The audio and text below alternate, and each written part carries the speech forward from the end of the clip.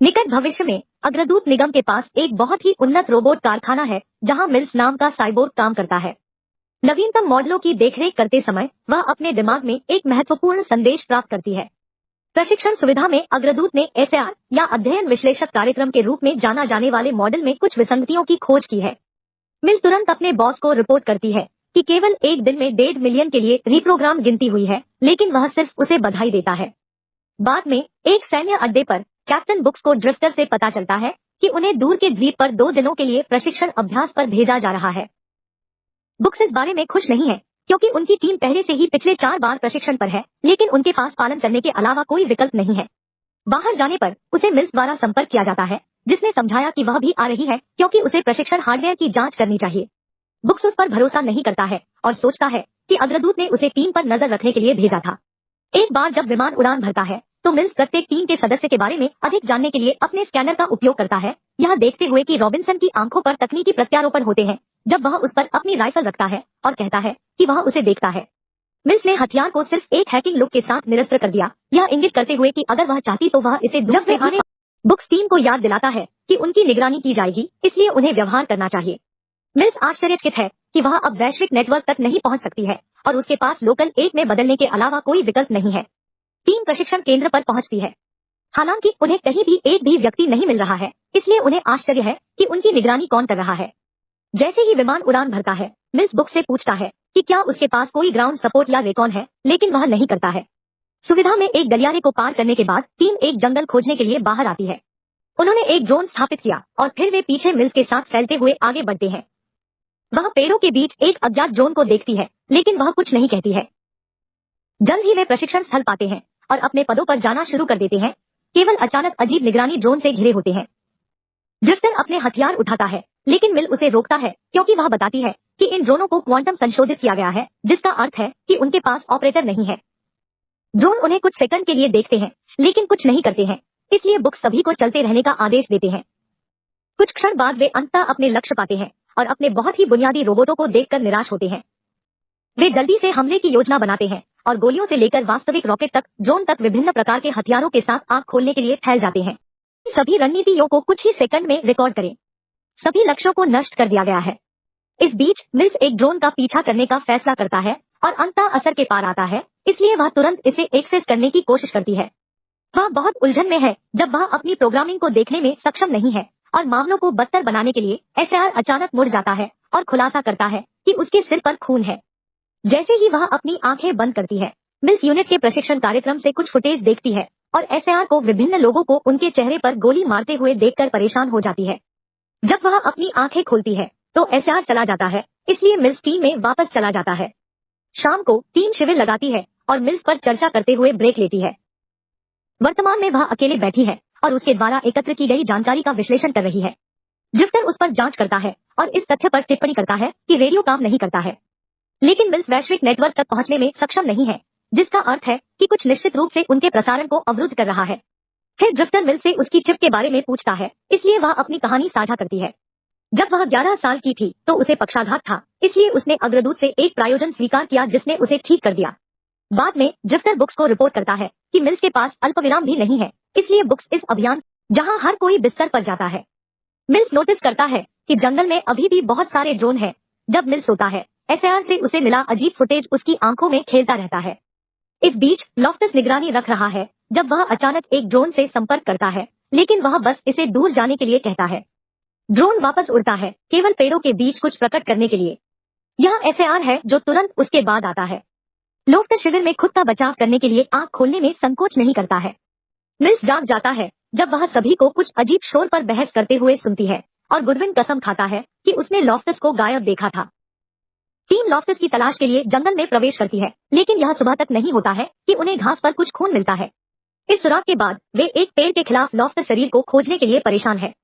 समूह एक रक्षात्मक स्थिति में आ जाता है क्योंकि मिल्स क्षेत्र का विश्लेषण करता है। यह पता चलता है कि वे कल से अपने लक्ष्य स्थान पर हैं। उस क्षण एक ड्रोन दिखाई देता है और जाने से पहले एक सेकंड के लिए उन्हें देखता है, केवल सैनिकों में से एक को मारने के लिए अचानक गोली के लिए। रोबोटों का एक समूह जंगल में उसी स्थिति में दिखाई देता है जहां टीम कल थी और उन पर गोली चलाती है। इसलिए टीम पेड़ों के पीछे छिपने के लिए दौड़ती है और सौभाग्य से किसी को चोट नहीं लगती है। जब गोलियां बंद हो जाती हैं, तो सैनिक कुछ को बाहर फेंक देते हैं। कोहरे के संरक्षण में भागने के लिए रोबोट फिर से गोली चलाना शुरू कर देते हैं, क्योंकि वे दौड़ते समय सैनिकों को वापस फायर करते हैं। लेकिन बुक्स साइड से मशीनों तक पहुंचने के लिए एक चक्कर लगाता है। वह उनमें से एक को गोली मार देता है, लेकिन कोई नुकसान नहीं पहुंचाता है, और जब रोबोट उसे देखते हैं तो वे तुरंत चले जाते हैं। इस बीच एक सैनिक गलती से टीम से अलग हो जाता है और 3 ड्रोन उसे ढूंढते हैं, लेकिन वह उन्हें कुछ शॉट्स के साथ डरा देता है। दुर्भाग्य से वह एसआर द्वारा पाया जाता है, जो उसे उठाता है ताकि एक और रोबोट उसे टीम में वापस मार सके।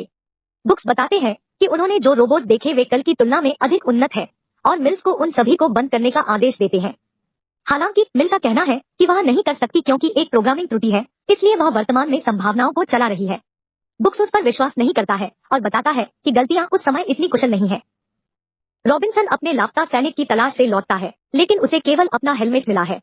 टीम जंगल के माध्यम से अपना रास्ता बनाते हुए खोज जारी रखने के लिए फिर से आगे बढ़ने का फैसला करती है।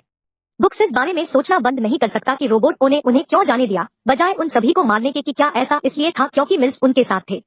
बातचीत तब बाधित होती है जब वे मृत जानवरों के एक झुंड से मिलते हैं, जिन्हें रोबोट लक्ष्य अभ्यास के रूप में उपयोग कर रहे हैं, और उन्हें एहसास होता है इसका उपयोग उसी के लिए किया गया था। अचानक रोबोट रिज पर फिर से दिखाई देते हैं और तुरंत आग लगा देते हैं, इसलिए टीम जितनी तेजी से भाग सकती है उतनी तेजी से भागना शुरू कर देती है। मिल्स को लगभग गोली मार दी जाती है, लेकिन बुक्स उसे समय पर रास्ते से बाहर धकेल देता है, जिससे वे पहाड़ी से नीचे लुढ़क जाते हैं और समूह से दूर हो जाते हैं। मिल्स एक पेड़ से टकराता है और तुरंत बेहोश हो जाता है। ड्रिफ्टर, गुडविन और रॉबिन्सन उनके संपर्क में आने की कोशिश करते हैं, कोई फायदा नहीं होता है, इसलिए वे बस चलते रहते हैं। शाम को बुक्स मिल्स को सुविधा प्रवेश द्वार तक ले जाता है और अंत में उन अन्य लोगों के साथ संपर्क करता है जो अपने शिविर में लौटते हैं।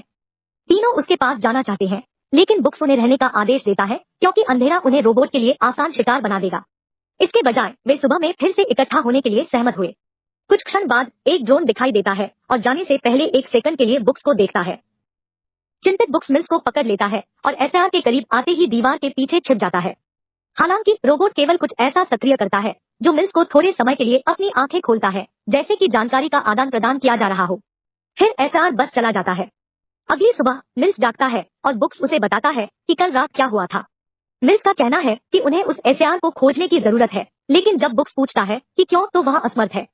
इसे समझाएं कि बुक्स उसे एक अच्छा कारण खोजने का आदेश देता है, फिर वे दूसरों के साथ पुनर्मिलन के लिए छोड़ देते हैं।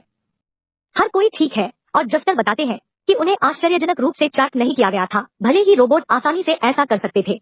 एक बार जब मिल्स पुष्टि करते हैं कि यह आगे स्पष्ट है और सभी सिग्नल उनके पीछे हैं, तो वे ड्रॉप पॉइंट पर वापस जाने का फैसला करते हैं और उन्हें लेने के लिए परिवहन की प्रतीक्षा करते हैं। क्योंकि केवल मिल्स सुविधा का दरवाजा खोल सकते हैं, बुक्स उसे सड़क से नीचे ले जाएगा, जबकि अन्य जंगल से कवर प्रदान करेंगे। वे इसे बहुत जल्दी दरवाजे पर बनाते हैं, और जब मिल्स लॉक को हैक करने पर काम करते हैं तो ड्रोन दिखाई देते हैं और टीम की अपनी रणनीति की नकल करते हुए कुछ स्मोक ग्रेनेड फेंकते हैं। रोबोट जंगल में दिखाई देते हैं और आग खोलते हैं, इसलिए सैनिक भागने की कोशिश करते हैं, केवल ड्रिफ्टर को पैर में गोली लगने के लिए, क्योंकि तीनों भारी आग से दूर छिप जाते हैं। मिल्स दरवाजा खोलने में कामयाब होता है और बुक्स अपनी टीम को बचाने का फैसला करता है। ड्रिफ्टर गुडविन और रॉबिन्सन को दौड़ते हुए भेजता है, जबकि वह कवर प्रदान करने के लिए वापस रहता है। दुर्भाग्य से एसआर के दिखाई देने से ठीक पहले उसे फिर से गोली मार दी जाती है और ड्रिफ्टर को नीचे गिरा दिया जाता है। बुक्स उन्हें वापस रखने के लिए रोबोटों पर फायर करने की पूरी कोशिश करता है, कोई फायदा नहीं होता है, और जब मिल्स देरी को नोटिस करता है तो वह उनकी ओर दौड़ती है, जिससे सभी रोबोट उसे देखते ही शूटिंग बंद कर देते हैं। बंद करने की कोशिश करता है, लेकिन वह नहीं कर सकता है, और एसआर ड्रिफ्टर को काटने के लिए एक हथियार का खुलासा करता है। मिल्स जोर देकर कहती है कि वह ऐसा कर सकती है और दूसरों को गोली नहीं मारने के लिए कह सकती है, लेकिन चूंकि वह अभी भी कोई प्रगति नहीं करती है, इसलिए बुक्स ने ड्रिफ्टर को एसआर इस यातना से बचाने के लिए गोली मार दी, क्योंकि रोबोट शरीर को दूर ले जाते हैं।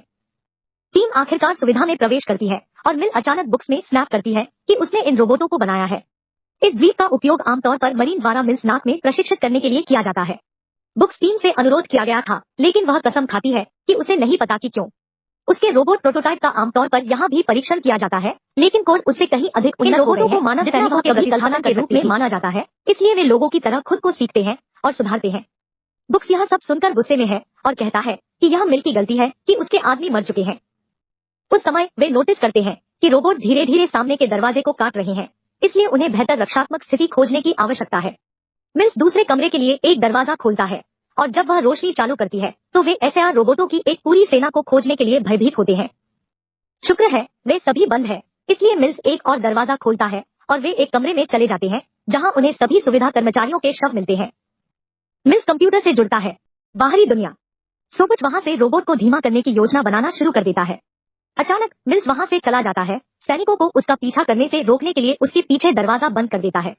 जब वह एसआर इकाइयों के साथ कमरे में लौटती है तो वह एक रोबोट को जगाती है और सवाल पूछना शुरू करने के लिए अपने भाषण कार्यक्रम को सक्रिय करती है। रोबोट के आदेश मानव लड़ाकू कार्यक्रम चलाने के लिए है और जब मिल्स उन आदेशों को रद्द करने की कोशिश करता है तो उसे पता चलता है कि वह नहीं कर सकती। एसआर बताता है कि यह अनुपालन नहीं कर सकता है क्योंकि प्रशिक्षण विषय अपेक्षा के अनुसार प्रदर्शन नहीं कर रहे हैं, इसलिए उन्हें नए और अधिक प्रेरित लक्ष्यों की आवश्यकता है। फिर रोबोट मिल्स को स्कैन करना शुरू कर देता है, जबकि यह पुष्टि करता है कि यह उनका कार्यक्रम था जो मरीन को यहाँ लाया था, लेकिन प्रशिक्षण पूरा होना अनिर्दिष्ट है। गुस्से में मिल्स फिर से कोड तक पहुंचने की कोशिश करता है, लेकिन विफल रहता है। फिर एसआर उसी समय अन्य रोबोटों को सक्रिय करना शुरू कर देता है कि बाहर वाले अंततः दरवाजा तोड़ देते हैं और 1 सेकंड के लिए अंदर आते हैं। मिल्स को लगता है कि यह उसके लिए खत्म हो गया है, लेकिन उस समय सैनिकों ने दरवाजा भी खोलने के लिए मजबूर किया और उसे फिर से बंद करने से पहले अंदर खींच लिया। जैसे ही रोबोट इस दरवाजे को काटने पर काम करना शुरू करते हैं, बुक्स टीम के भागने से पहले कुछ विस्फोटक स्थापित करना समाप्त कर देता है। दुर्भाग्य से रोबोट जल्दी और सक्रिय रूप से अंदर अपना रास्ता बनाते हैं। विस्फोट का कारण बनने वाले विस्फोटक टीम तक भी पहुंच गए।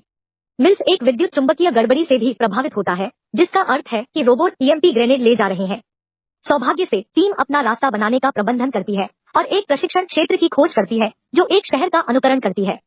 पिछली समुद्री इकाइयों के शरीर में बहुत सारे परित्यक्त उपकरण हैं, जबकि सैनिक चारों ओर देखते हैं और किसी भी हथियार को इकट्ठा करते हैं जो उन्हें मिल सकता है। मिल्स एक गिरे हुए रोबोट से ईएमपी ग्रेनेड लेने के लिए एक सुरंग में जाता है। फिर वह अपने साथियों की मौत के फुटेज एसआर को देखती है, जो उसे अपराध बोध से रोने पर मजबूर कर देती है। एक बार जब वे ठीक से सशस्त्र हो जाते हैं तो सैनिक रोबोट की प्रतीक्षा करने के लिए फैल जाते हैं। बुक्स मिल्स पर जांच करता है और सीखता है कि ग्रेनेड को एसआर को निष्क्रिय करना चाहिए, साथ ही नेता को मारना अन्य इकाइयों को भी रोकना चाहिए। हालांकि सीमा छोटी है, इसलिए उन्हें डेटोनेटर की आवश्यकता होगी। फिर मिल्स बताते हैं कि उन्हें अभी तक नहीं मारा गया है क्योंकि रोबोट उनसे अधिक प्रशिक्षण प्राप्त करने के उद्देश्य से उन्हें बाहर धकेलते हैं। बुक्स का कहना है कि ग्रेनेड उसे भी मार सकता है, लेकिन मिल्स बताते हैं कि यह उनका एकमात्र विकल्प है। टीम पूरी रात एक हमले के इंतजार में जागकर बिताती है, लेकिन रोबोट सुबह तक दिखाई नहीं देते हैं, जबकि गुडविन छिपा रहता है क्योंकि उसे सड़क पर छोड़े गए बमों के लिए डेटोनेटर मिल गए हैं। एक कार के पीछे से रॉबिन्सन छत पर अपनी स्थिति से गोली चलाता है। मिल्स स्कैनर सड़कों पर नजर रखते हैं और एक बार जब रोबोट नीचे मार्च करना शुरू कर देते हैं तो वह गुडविन को पहले बमों को सक्रिय करने के लिए कहती है, जो काफी दुश्मनों को नष्ट कर देते हैं। जल्द ही रॉबिन्सन छत छोड़ देता है और शूटिंग जारी रखने के लिए एक खिड़की के पीछे छिप जाता है और एसआर लगभग सड़क पर बुक्स तक पहुंच जाता है, लेकिन विस्फोटक इसे समय पर खत्म कर देता है। दुर्भाग्य से एक ड्रोन गुडविन को ट्रैक करता है, इसलिए रोबोट को द्वारा उसे खोजने से पहले उसे भागना पड़ता है। रॉबिन्सन बुक्स को कवर करने के लिए खिड़की से शूट करना जारी रखता है, जो गुडविन की मदद करने के लिए बाहर निकलता है, लेकिन इससे सारा ध्यान उस पर लग जाता है और रॉबिन्सन को रोबोट द्वारा गोली मार दी जाती है। आखिरकार बुक्स और गुडविन को एक दीवार के पीछे एक सुरक्षित स्थान मिलता है, केवल यह महसूस करने के लिए कि उन्होंने सड़क पर आखिरी डेटोनेटर गिरा दिया। फुक्स के पास फिर से बाहर जाने के अलावा कोई विकल्प नहीं है, एक कार के पीछे कवर खोजने के लिए दौड़ना, क्योंकि रोबोट उस पर आग लगाना जारी रखते हैं। उस क्षण मिल्स उसके बगल में दिखाई देता है और डेटोनेटर उठाता है और उसकी उपस्थिति अभी के लिए आग को रोकती है। रोबोट अभी भी करीब आना शुरू करते हैं, इसलिए दोनों ग्रेनेड के स्थान पर मार्गदर्शन करने के लिए पीछे की ओर चलते हैं। अचानक एक रोबोट मिल्स को कंधे पर गोली मारता है और एक बार जब बुक्स उसे पकड़ लेता है तो वह ईएमपी ग्रेनेड को सक्रिय करता है। जीवित रहने के दौरान सभी रोबोट नीचे चले जाते हैं, लेकिन खराब हो जाते हैं।